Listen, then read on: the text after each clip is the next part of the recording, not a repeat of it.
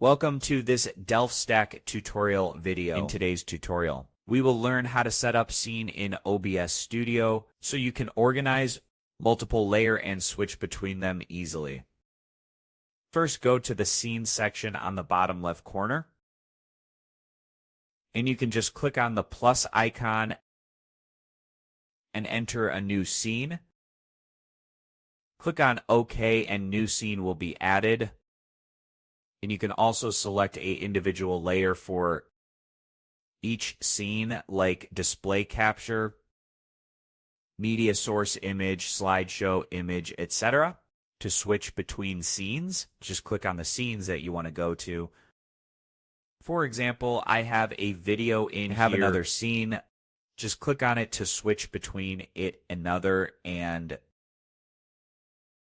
once you are done setting up, test everything by recording or streaming to make sure all scenes behave correctly. Thanks for watching.